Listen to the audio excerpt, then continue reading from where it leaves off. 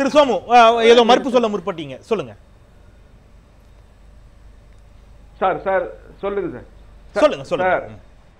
நான் சொல்லிய குற்றச்சாட்டு உண்மை. திரு வைகோ அவர்கள் மாவட்ட செயலாளர் கூட்டத்திலும் உயர்நிலை குழு கூட்டத்திலும் பேசியது நான் மட்டுமல்ல, 35 மாவட்ட செயலாளர்கள், தலைமை கழகத்துடைய நிர்வாகிகள் அனைவரும் அமர்ந்து இருந்த இடத்தில் பேசியது. இதை மறுக்க முடியாது. அதில் திராவிட முன்னேற்ற கழகத்திடம் இனி கூட்டு இல்லை, கிழக்கே உதிக்கின்ற சூரியன் மேற்கே உதித்தாலும் இனி அந்த இயக்கத்துடன் நாம் உடன்பாடு இல்லை. அப்படி மக்கள் கூட்டு இயக்கத்தில் நாம் இருக்கிறோம், போட்டியிடுகின்றோம். வாய்ப்பை இழந்தாலும் கவலை இல்லை.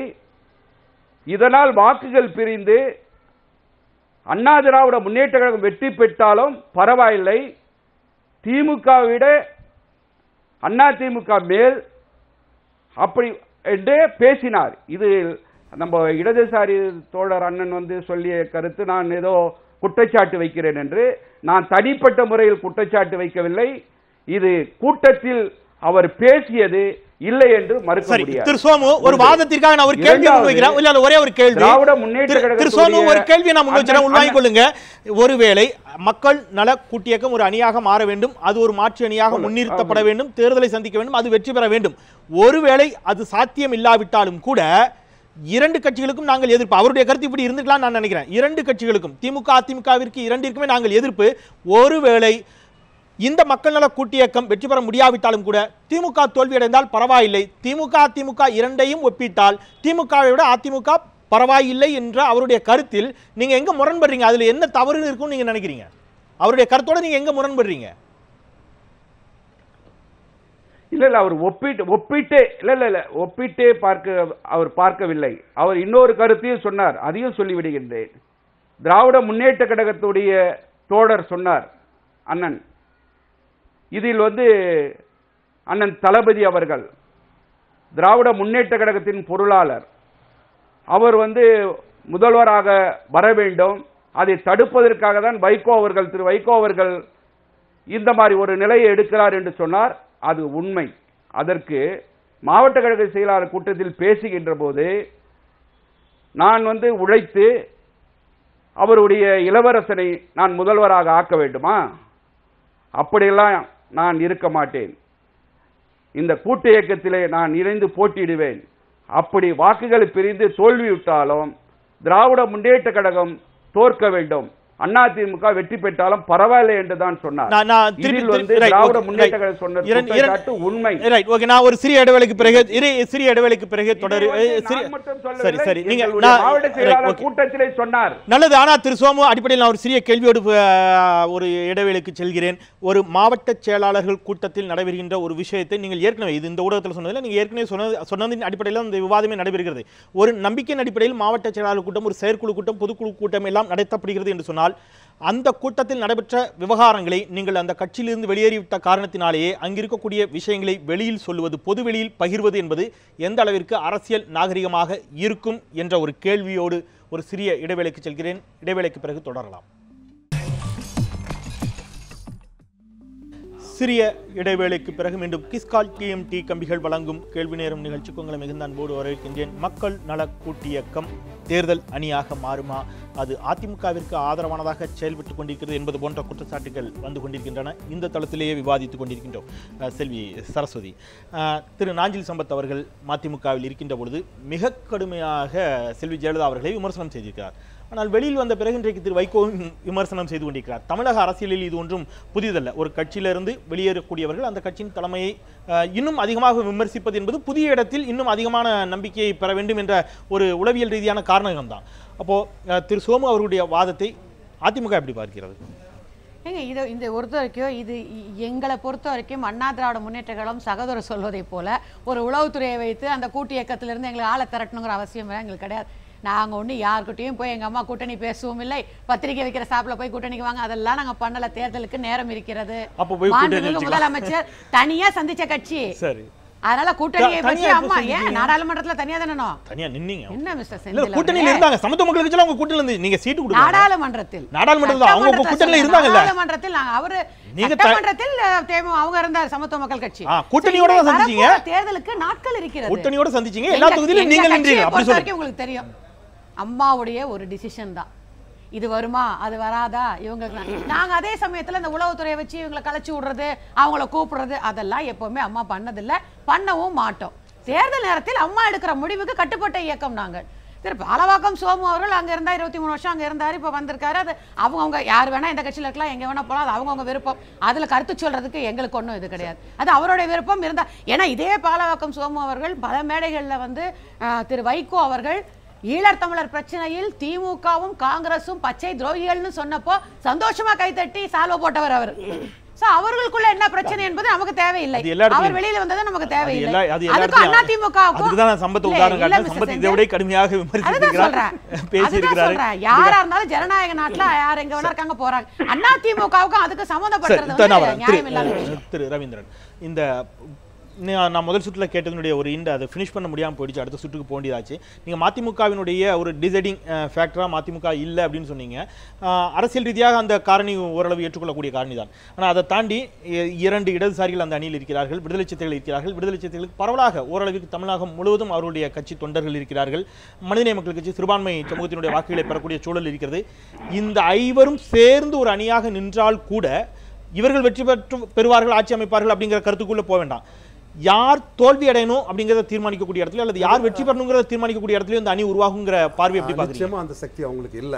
இந்த 5 பேரும் சேர்ந்து இருந்தால் கூட நிச்சயமா மைனர் ஃபோர்சஸ் தான். அதாவது வந்து ஒரு சீட்டு தான் தர முடியும்னு ஜெயலலிதா சொன்னதுனால தனியா வந்த கட்சிகள் தான் சிபிஎம் சிபிஐ. அவங்க எடுத்தது 6.5% ஓட்டு தான். அதே போல வந்து திருமாவளவனை பொறுத்தவரையில வெளிப்படையா சொன்னா ஒரு பெரிய சமுதாயத்தை பகைக்க வேண்டிய இருக்குங்கிறதுக்காக அவங்க இன்டைரக்டா தான் அவங்க நெகட்டிவ் ஃபோர்ஸ்ங்கிற மாதிரி தான் திமுக சில இண்டிகேஷன்ஸை கொடுத்துட்டு இருக்காங்க. இதுல மற்றபடி வைகோ பொறுத்தவரை ஏற்கனவே நம்ம சொன்ன மாதிரி 2011 அவர் கண்டஸ்டே பண்ண முடியல. அதுக்கப்புறம் அவர் 2001 கண்டஸ்ட் பண்ணும்போது எங்கேயும் வெற்றி பெறல, 96 கண்டஸ்ட் பண்ணும்போதும் அவர் வெற்றி பெறல. ஆனால் அவருக்கு வந்து தமிழ்நாடு ஃபுல்லாக ஒரு வாக்கு வலிமை இருந்தது ஒரு காலகட்டத்தில். இன்னைக்கும் அவரோட பிரியாரிட்டிங்கிறது வந்து திமுக பிரியாரிட்டியில் இருக்கலாம், ஆனால் எங்கேயோ தான் தூரத்தில் தான் இருக்கிறார். திமுக பிரியாரிட்டியை பொறுத்தவரை தேமுதிக கடைசி வெற்றி வீரர் அவர் தான். சட்டமன்ற தேர்தலை பொறுத்தவரை கடைசி வெற்றி வீரர் ஜெயலலிதாவும் விஜயகாந்த். ஒரு தகவல் மட்டும் பரிமாறிக்கொள்கிறேன். தேமுதிகவின் சார்பாக நடைபெற்ற மாநாட்டில் இப்பொழுது இந்த நிகழ்ச்சி தொடங்குவதற்கு சில நிமிடங்களுக்கு முன்பாக விஜயகாந்த் பேசியிருக்கிறார். கூட்டணி யாரோடலாம் கேட்குறாங்க, அது நான் சொல்ற மாதிரி தான், மக்களோடும் கடவுளோடு தான் கூட்டணி, அது தேர்தலுக்கு இன்னும் நேரம் இருக்கிறது பார்த்துக்கலாம். ஆனால் 2014 தேமுதிக ஆட்சி அமைக்கும்னு அவர் உறுதியாக சொல்றார். ஆனால் நேற்று பேசிய பிரேமலதா அவர்கள் கூட்டணி நிச்சயமாக நாங்கள் வைத்துக் கொள்வோம், மக்கள் நலனோடு இருக்கக்கூடிய கட்சிகள் யாருன்னு பார்த்து அந்த மக்கள் நலன் காக்கக்கூடிய கட்சிகளோடு நாங்கள் கூட்டணி வைப்போம் அப்படிங்கிற ஒரு சின்ன போடுறாங்க. அதெல்லாம் அப்படிதான் சொன்னாங்க. எலெக்ஷனுக்கு முன்னா கூட 2011 கூட ஜெயலலிதாவுக்கு எதிராக தான் பேசினாங்க. கம்யூனிஸ்ட் எல்லாம் கூட்டு சேரும் போது கூட எல்லாம் நாங்கள் தனியாக வாங்கன்னு சொல்லும் போது கூட விஜயகாந்த் போகல. தெரியும், ஸ்ட்ரக்சர் தெரியும். ஏடிஎம்கே வந்து 30-35% ஓட்டுல இருக்கக்கூடிய கட்சி கூட தான் 10% ஓட்டு உள்ள விஜயகாந்த் போனா வெற்றி பெற முடியும். அதே மாதிரி விஜயகாந்தை பொறுத்தவரை அண்ணா திமுக அல்ல திமுக 2 திராவிட இயக்கத்துல உள்ள போனாதான் ரிசல்ட் காட்ட முடியும். 3 தடவை தனிச்சு நின்னாரு. என்ன ஆச்சு? கடைசியா 2014 தனிச்சு நிற்கும் போது வந்து ஏற்கனவே தனிச்சு நின்றதோட கீழே போயிட்டார். இதுதான் நிலைமை. இந்த நிலைமை உண்மைதான். பட் இந்த எலெக்ஷன் ரீச் ஆகாத வரை தேமுதிக யாரோடு இருக்கும் அப்படிங்கறத வச்சு தமிழறிவு மணியன் நம்முடைய அவருடைய கருத்தை பதிவு பண்ணியிருக்கிறாரு. தேமுதிக உள்ளிட்ட கட்சிகளையும் இந்த மக்கள் நல கூட்டு இயக்கம் இணைத்துக் கொள்ள வேண்டும், இணைத்துக் கொண்டால் அது பலமா இருக்கும் அப்படிங்கிற ஒரு கருத்தை பதிவு பண்ணிக்கிறாரு. தமிழறிவு மணியன் அவருடைய கருத்தை நம்ம பார்க்கலாம்.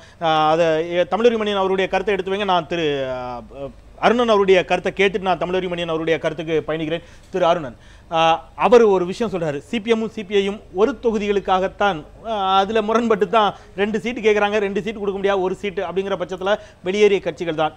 இவர்கள் 5 பேரும் சேர்ந்து நின்றால் கூட இவங்களால வெற்றி தோல்வியை தீர்மானிக்க முடியாதுங்கிற வாதம் வைக்கிறார். உங்களுடைய பார்வை? அதாவது அப்படி பெரிய பலம் இல்லைன்னு நம்முடைய நண்பர் சொல்றாரு. ஆனா அரசியல்வாதி இல்ல, அரசியல் விமர்சகர். நான் என்ன சொல்றேன், ஆனா அப்ப ஏன் வந்து இந்த கூட்டு இயக்கம் பற்றி திமுக இவ்வளவு பதட்டப்படுது என்பதை தயவு செய்து யோசிக்கணும். நீங்க வந்து ஒரு மொமெண்டம் எப்ப வேணாலும் கிரியேட் ஆகலாமுங்க. இப்ப யாருங்க வந்து இந்த அளவுக்கு வந்து இந்த மதுவிலக்குக்காக இவ்வளவு பெரிய சொல்ல வர்றேன். ஆகவே அரசியல் அவ்வளவு எளிதாக முடிவு செய்ய முடியாது. இன்னும் 6-7 மாதங்கள் இருக்குது பிக்கப் ஆகிறதுக்கு. தேர்தல் இருங்க 8 மாசம் இருக்குது.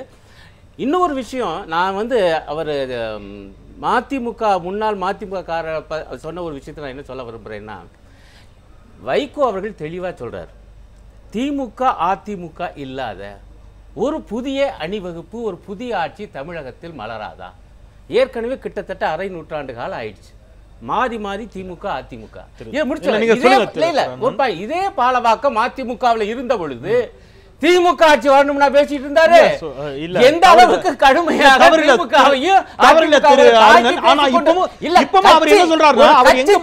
நான் என்ன சொல்ல வரேன், ஒரு கட்சி தாவி இது போல எந்த காரணத்துக்காக தெளிவா சொல்றாரு. அவர் என்ன சொல்றாரு, மக்கள் நல கூட்டியக்கம் உறுதியாக ஆட்சியை பிடிக்கும், அதை நோக்கி நகரோம் என்று வைகோ பேசியிருந்தால் பரவாயில்லை. ஆனால் அவர் பரவாயில்லை என்று பேசுகிறார். அவர் என்ன பேசினாருங்கிறத இவர் சொல்றத வச்சு நான் நம்ப தயாரா இல்ல. பகிரங்கமா சாட்சி ஒருத்தர் சொன்னா போதுமா உங்க கட்சியில இருந்து விலகியவர்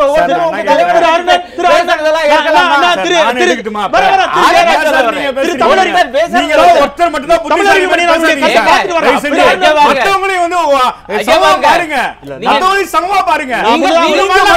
புத்திசாலி மாதிரி பேசாதீங்க. புத்திசாலித்தனத்தையும் மதிக்கிறேன். நான் என்ன சொல்றேன், இவர் ஒருத்தர் தான், ஒருத்தர் கட்சி